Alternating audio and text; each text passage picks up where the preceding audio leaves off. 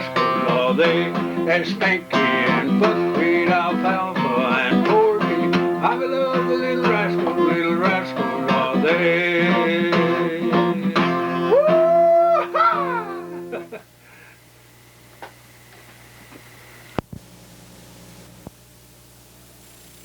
We're just going to have a big time here talking, and I'm going to enjoy talking to David Mull and to talk to you out there too. This is just wonderful, us getting together like this.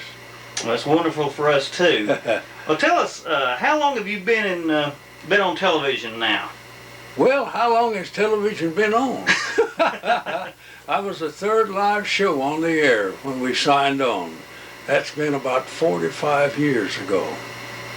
It's been a pretty good spell. Yeah, that's a pretty good spell. Just like a lot of people said, Fred Kirby, you must be at least 110. But I don't see how you come out here and fight these Indians like you do. You know, speaking of Tweetsie Railroad, and he says, but I don't see how you do that. I said, well, that's because I'm not 110.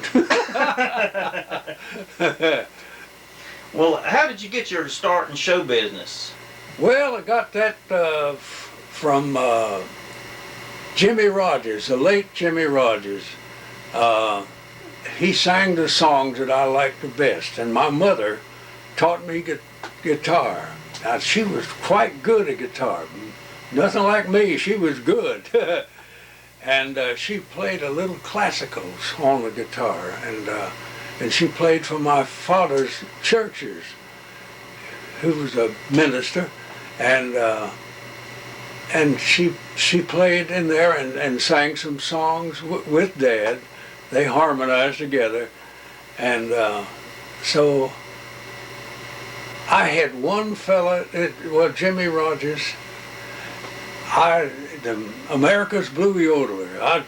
I was kind of brought up on him as a child, and my dad would get all of his records for me, and I'd play them and memorize them, and so there was a time that I don't know what birthday it was, but this was in Florence, South Carolina, and so my dad was going to Columbia, and I wanted to go see my cousin Bill Kirby, and so I went there and took my guitar with me. My mother taught me to play the guitar and so I took my guitar with me, but it needed some strings and a new key. One of the keys had gone wrong, and so Bill and I went to this music store, and I'll never forget the kindness of this man. He had all the patience in the world, and he put on the key and a new set of strings, tuned it up and everything, and he said, "Good luck to you, boy." And so Bill spoke up and said, "Fred, would you like to see the radio station?" I said, "Radio station?" Oh boy, I was tickled to death. "Where is it?" "Right across the street." And so we went over there, and he excused himself. He had to go call his dad, and while he was over there, he said, go on in the studio, and I'll be back in a few minutes." I went in the studio, and it was vacant. There wasn't a soul in there. But I went in the studio, in the radio studio, and the mics were there and everything, and I said, "Well, since there's nobody here, I'm gonna take out my guitar and sing some. Nobody in the control room or any place." So I sang several songs, and then I just quit and put my guitar up, and of all things, Charlie Crutchfield, who was president of our company here in Charlotte, he said, "Well, that's fine. You did good. Come on to work. We want you to come in tomorrow at 12 o'clock. And I said, what? I said, I didn't come here to be on radio. He said, well, didn't you call a little while ago? They had, this was like something that's a story, you know, but they had set it up for this boy to come in and sing and play his guitar, but he never did show up, but I did. And they said, well, we'd sure love to have you. I said, well, I'll let you know. So I had to call my mother and daddy and ask them about it. They said, yes, go ahead and stay for a few days, you know. Mm-hmm. And then in the meantime, my mother and daddy and the family moved to Columbia. And so that's how I started. I was there for 8 months and didn't get no pay. Didn't get any pay, but they did buy me another set of guitar strings. And so I had in my mind all the time that's what I was going to do. I was going to come back to Charlotte. Well, I was born in Charlotte, and I was going to come back there, and I was going to get on that big radio station. And so I came back and come in and audition and said, fine, that's good. You come to work tomorrow. Same old deal, you know. And do you remember about what year that was? no, I don't. I don't actually remember how old I was back there. It just didn't, you know, you didn't take things serious. You just took them as they come. Right. And so I stayed at WBT for some time, and then later on I joined the Bra Hoppers. And but first thing I did at WBT was Bill Davis and his Cotton Blossoms. They were the first that I knew about that were there on WBT. And so I enjoyed it. And Big Bill Davis was his name, and so he joined the Bra Hoppers also when Charlie Crutchfield organized the Bra Hoppers. And so I joined them, and then a little bit later on, I got a call from WLW in Cincinnati. And I went there and stayed for a year. When I got another call from WLS in Chicago. And then I was there for 2 years. And then from Chicago, I got another call from St. Louis, a man that was driving in to his, he was a program director. And he gave me a call and asked me would I be interested in coming to KMOX in St. Louis. And I said, well, I found out what it paid, you know. Each time I'd get a little raise every time. And they said, fine, we'll give you that. And so I stayed there for 2 years. And that's where my life changed in St. Louis. I went to the Shriners Hospital to entertain the children. And I got a big smile with the cast up to here, but I got a smile, and I entertained them. And it was a weekly thing that I would go in and entertain those children at the Shriners Hospital. And I said, this does it. I'm going to just work with the physically and mentally handicapped the rest of my life. I'm going to do that. And I'm going to try my best to be a good boy.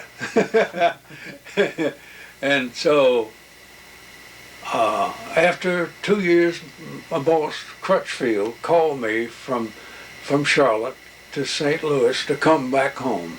He said, don't you think it's about time you was coming home? And I said, you bet your life, I want to come home bad. I've been gone for 5 years.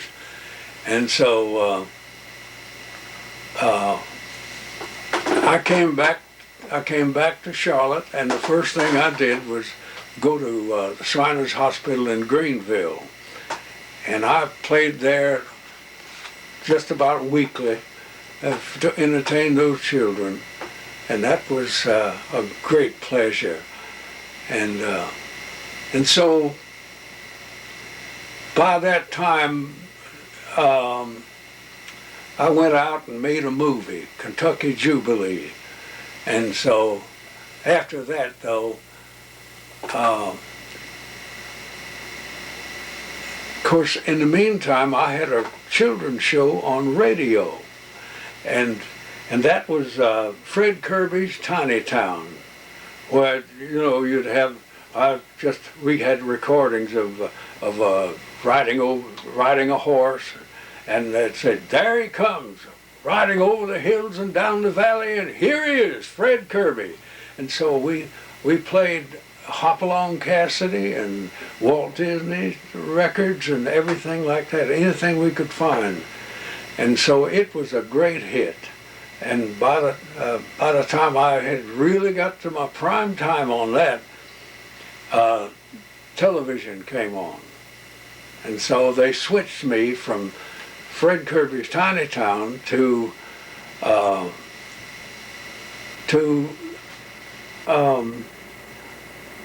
television. And so there I've been ever since. I guess I've been on television now, well, about 45 years. And so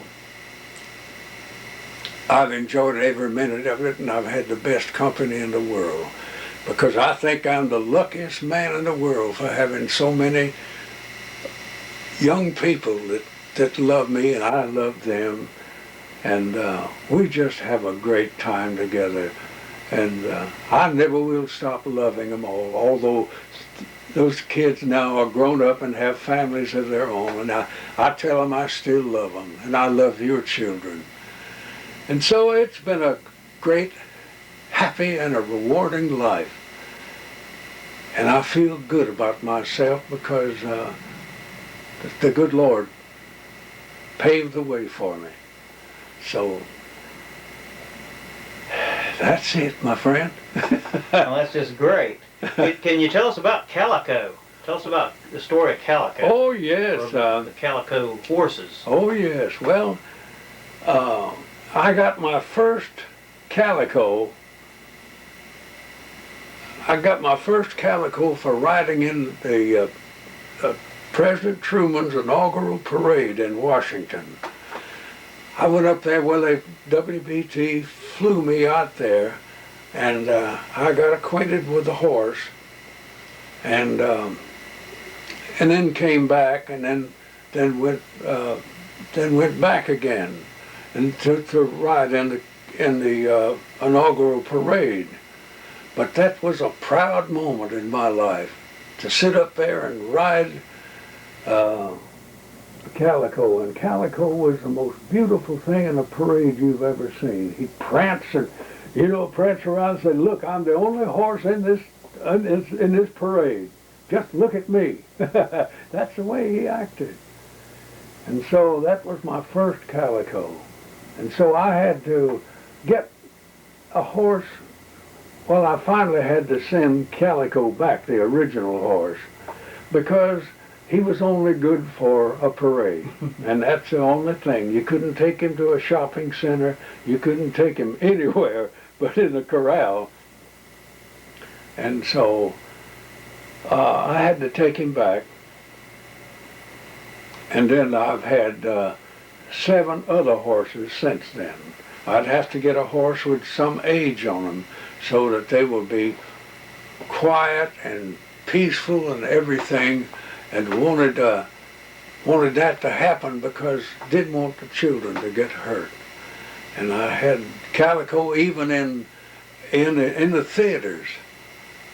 I had Calico in theaters all over the country here, and we showed Little Rascals on the big wide television screen, on the big wide theater screen. I'd tell them, I said, now you've seen the Little Rascals on the television, now come on out and I'll show it to you on the big theater screen. And so we just had a great time. I even had calico some of the theaters, and it's just a great story. Right. Well, tell us about how did the Little Rascals Club actually come to be on Channel 3, the Little Rascals Club as we remember it? Well, you know, of course, they're all over the United States, the Little Rascals, and they came to our station. Well, when they did, I got them. So I got the Little Rascals, and I guess I kept them on the air for 20 years. And we've had all kind of wonderful things to happen during the Little Rascals. And of course, I started out with the Little Rascals Club. But my first television show was Junior Rancho, where we'd have children on the set, and a lot of you out there, I bet you were there, weren't you? They're on the set, and we had a great time together. We had a bag of goodies, and to take home with you. And so I've had a lot of different names since then, changing from one thing to another, one idea from another, but always dressed the same in this red fringe shirt. And if I wear some other color, I've got other colors to wear. But if I wore some other color, the children say, "Fred Kirby, where's your red shirt?" But at Tweetsie Railroad, I'd like to say something about that. Oh, sure. Let's talk about I've been there. I was there before I retired, 30 years. And I thought that was long enough for any television railroad man. Mm-hmm. But there, I just gave my heart and everything to children from all over the world. I mean, all over. They come in from Europe and every place, and they had translators, and I says, I bet that the translator, I bet that I know something that they know. And I says, money,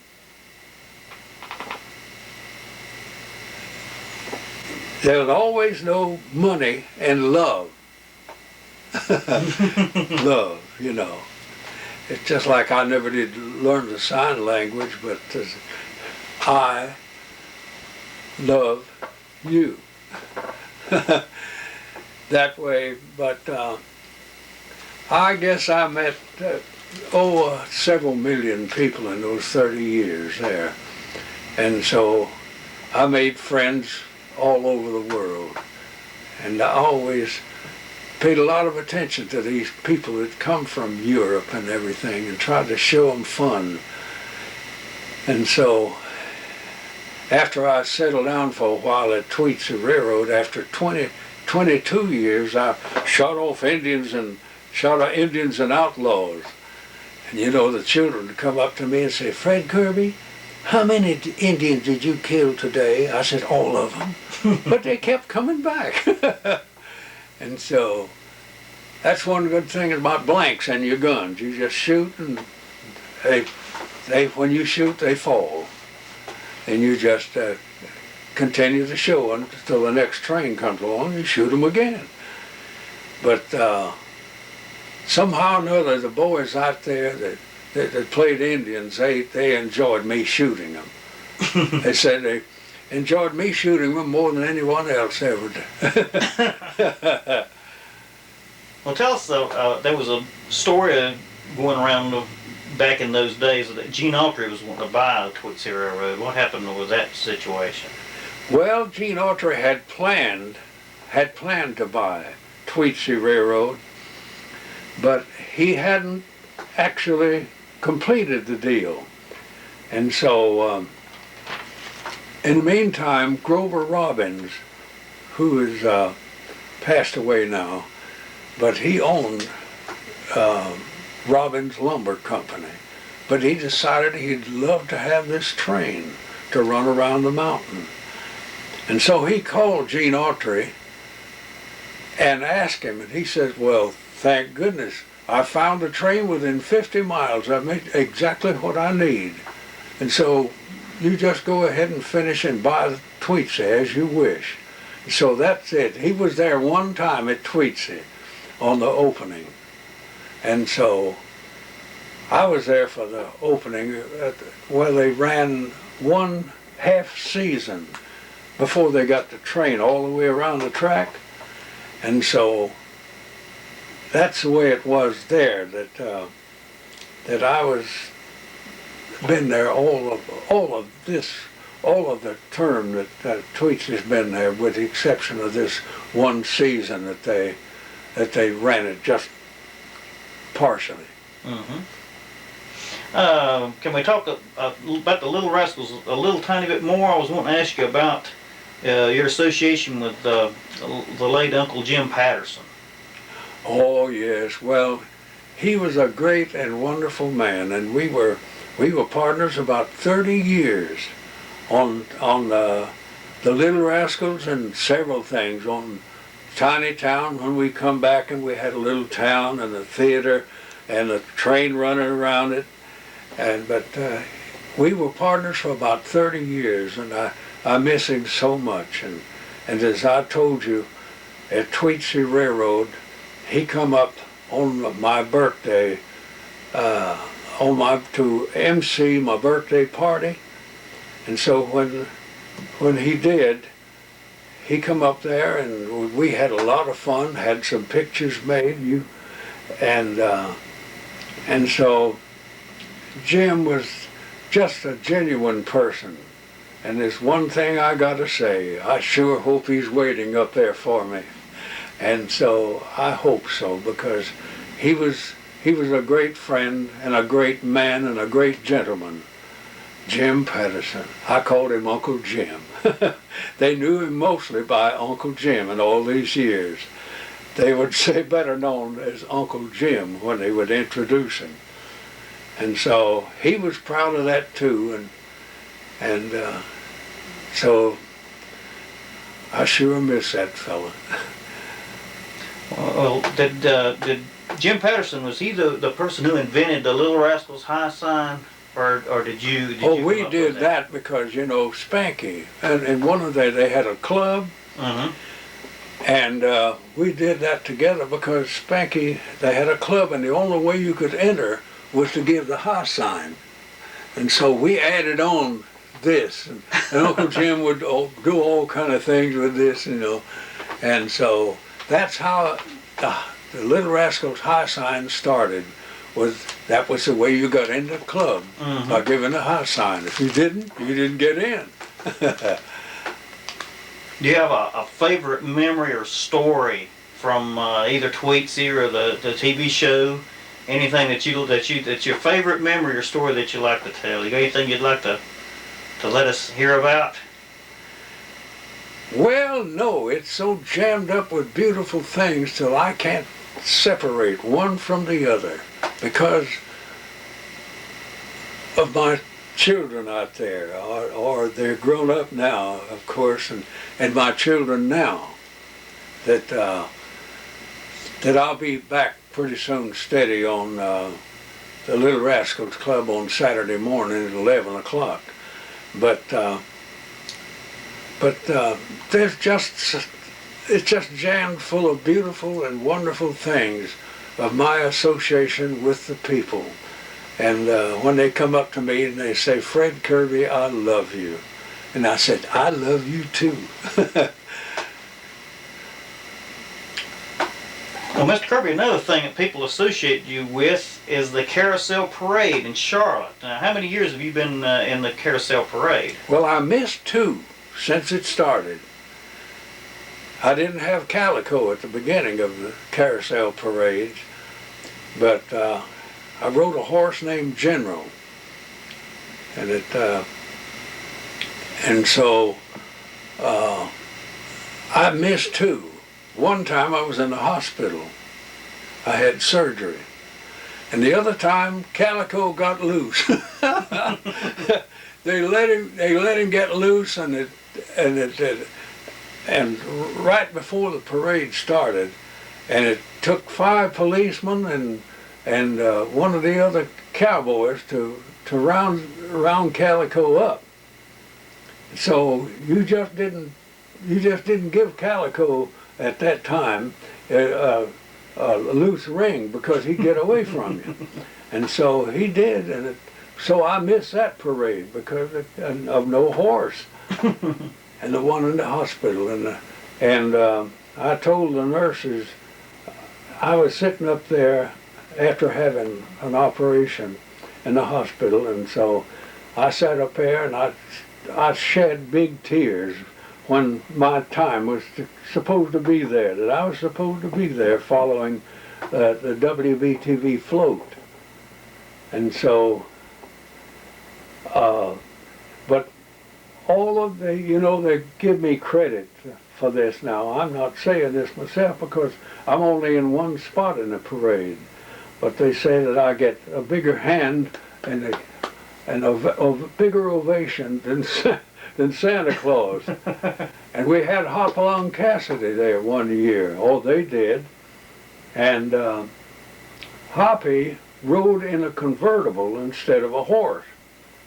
And so that spoiled his thing, because they would still, Fred Kirby was it. I mean, they applauded for me more than they did him.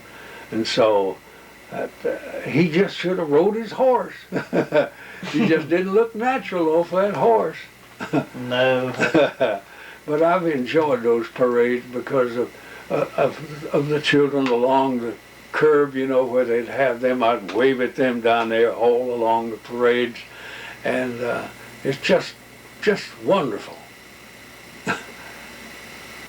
I'd like to take this opportunity to thank you on a part of all the little rascals who've had the pleasure of growing up watching you and Uncle Jim and Calico and Lucky.